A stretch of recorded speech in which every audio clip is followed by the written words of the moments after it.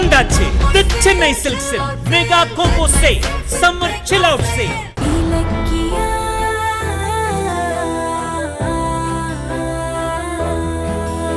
எனக்கு மட்டும் ஏன் இலக்கியம் இப்படிலாம் நடக்குது? என்னால கொஞ்சம் கூட நிம்மதியா இருக்க முடியல. என்ன கொலகாரன் ஆக்காம அடங்க மாட்டாங்க போல இருக்கு. தினம் தினம் ஒரு பிரச்சனைங்கிறது போய் இப்ப மணிக்கு ஒரு பிரச்சனை ஸ்டார்ட் ஆகிட்டு இருக்கு. நான் பிரச்சனையோட போராடுவேனா இல்ல ஆபீஸ் வேலையை பாத்துக்கிட்டு இருப்பேனா? டென்ஷன் ஆகாதீங்க கௌதம். கார்த்திக்கு அவனோட தப்பு புரிய மாட்டேங்குது. அதனால அஞ்சலி தூண்டி விடுறது கூட தெரியாம உங்ககிட்ட வந்து அனாவசியமா சண்டை போடுறான். அவளோட சுயரூபத்தை மட்டும் கார்த்திக்கு புரிய வச்சுட்டா போதும், இந்த பிரச்சனை எல்லாமே தீந்துடும். அதுக்கு வாய்ப்பு இருக்கிற மாதிரி எனக்கு தெரியவே இல்ல. இன்னைக்கு கார்த்திக் ஆபீஸ்ல பண்ணிருந்த கூத்த பார்த்தா இப்படி பேச மாட்டேன். அவன் மொத்தமா மாறிட்டான் இலக்கியா. இப்ப அவன் கண்ணுக்கு நான் அண்ணனே கிடையாது, என்னை எதிரியா மட்டும் தான் பாக்குறான். வீடு, உறவு, ஆபீஸ், சொத்துன்னு எல்லாத்துலயும் அவனோட இடத்தை ஆக்கிரமிச்சுக்கிட்ட ஒரு அந்நியனா என்ன நினைக்கிறான் அவன். அது அவனோட முட்டாள்தனமா இருந்தாலும் அப்படி அவன் நம்புறதுலயும் ஒரு அர்த்தம் இருக்கத்தானே செய்யுது. இலக்கியா, இந்த பிரச்சனை எல்லாம் தீர்றதுக்கு நான் ஒரு ஐடியா சொல்றேன், கேப்பியா? சொல்லுங்க. இந்த வீடு நிம்மதியா இருக்கிறதுக்காக நான் என்ன வேணாலும் பண்ணுவேன். அப்படின்னா நாம 2 பேரும் இந்த வீட்டை விட்டு போயிடலாம். கௌதம், நீங்க என்ன சொல்றீங்க? ஏன் இப்படி பேசுறீங்க? இது ரொம்ப தப்பு. இல்ல, நான் சரியா தான் பேசுறேன். நாளுக்கு நாளுக்கு எனக்கும் கார்த்திக்குமான சண்டை அதிகமாயிட்டே போகுது. இது நிச்சயமா எதேர்ச்சியா நடக்கல. அஞ்சலி தான் பிளான் பண்ணி பண்றான். ஏதோ ஒரு பெரிய பூகம்பத்தை நோக்கி தான் இந்த பிரச்சனை போய்கிட்டு இருக்கு. அந்த மாதிரி ஒரு நிலைமை ஏற்படாம இருக்கணும்னா நாம இப்பவே வெளியில போய் நம்ம மரியாதையை காப்பாத்திக்கலாம். கௌதம், என்ன கௌதம், எதுக்கு எடுத்தாலும் வீட்டை விட்டு போலான்னு சொல்றீங்க? இந்த வார்த்தையை கேட்டா அத்தை எப்படி வேதனைப்படுவாங்கன்னு உங்களுக்கு தெரியாதா? நீங்க கொஞ்சம் பேசாம இருங்க. சொன்னா கேளு. நான் போயிட்டா ஜானு 4 நாளைக்கு அழுவாங்க. அதுக்கப்புறம் கார்த்திக் இருக்காங்கிற திருப்தியில வாழ ஆரம்பிச்சிருவாங்க. ஆனா நம்ம இதுக்கு மேல இங்க இருந்தோம்னு வச்சுக்கோ, வாழ்நாள் முழுக்க அவங்களுக்கு நிம்மதியே இருக்காது. அதனாலதான் சொல்றேன், நீ உடனே கிளம்பு. நம்ம ரேவதி அம்மா வீட்டுக்கு போயிடலாம். அவங்களும் துணைக்க யாரும் இல்லாம ஒரு மாத்திரை வாங்கி கொடுக்க கூட ஆள் இல்லாம தவிக்கிறாங்க. நாம அங்க போய் தங்கினா அவங்களுக்கு உதவியா இருக்கும். நாமளும் இந்த டார்ச்சரான சிச்சுவேஷன்ல இருந்து தப்பிச்ச மாதிரி இருக்கும். கௌதம், நீங்க நம்மள பத்தி மட்டும் யோசிக்கிறீங்க, ஜானகி அத்தைய பத்தி யோசிக்க மாட்டீங்களா? நாம இங்க இருந்து போயிட்டா அவங்க நிம்மதி ஆயிடுவாங்களா? இல்ல அந்த அஞ்சலி தான் அவங்கள நிம்மதியா இருக்க விட்டுருவாளா? அவளோட நோக்கம் கார்த்திகோட சேர்ந்து வாழணுங்கிறது இல்ல, அவன் மூலமா இந்த வீட்டை ஆளணுங்கிறது தான். ஒருவேளை நாம போயிட்டோம்னா அவளோட ஆசைக்கு தடையா இருக்கிற அத்தைய அவ என்ன வேணாலும் பண்ணுவா. அவங்கள அந்த மாதிரி ஆபத்துல நம்ம விடணுமா? உன்னையும் உன் புருஷனையும் வீட்டை விட்டு விரட்டுறேன்னு அந்த அஞ்சலி என்கிட்ட ஓபனா சேலஞ்ச் பண்ணா. விஷயம் தெரிஞ்ச நம்ம கண்ணிலேயே அவ விரல விட்டு ஆட்டுறானா அத்தையோட கதி என்னங்க ஆகும்?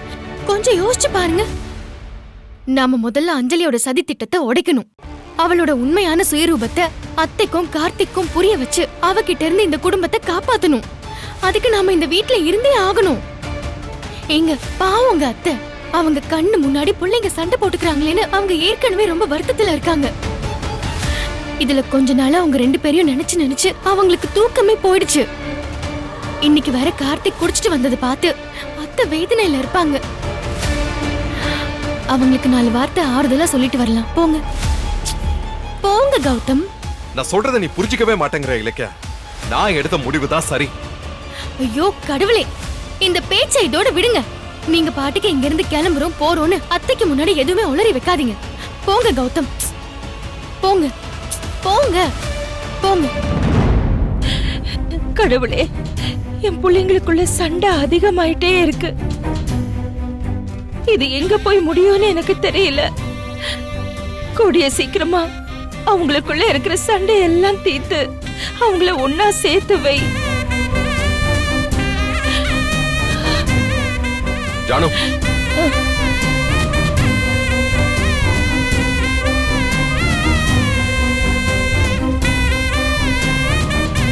என்னப்பா?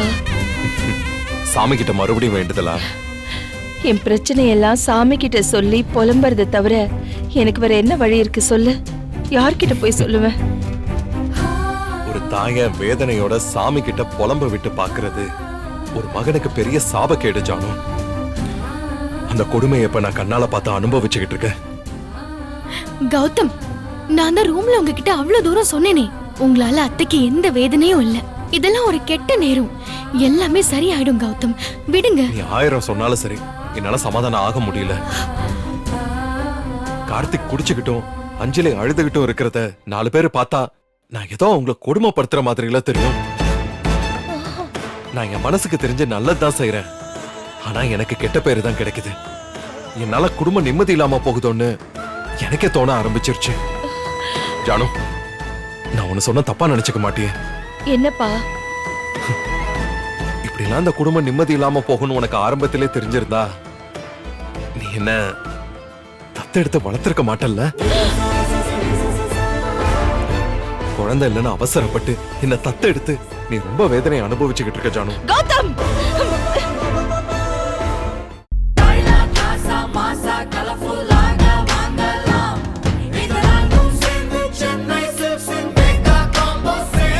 வந்தாச்சு தி சென்னை சில்க்ஸின் mega combo sale summer chill out sale. நீங்க நம்ப முடியாத தள்ளுபடி விலையில்.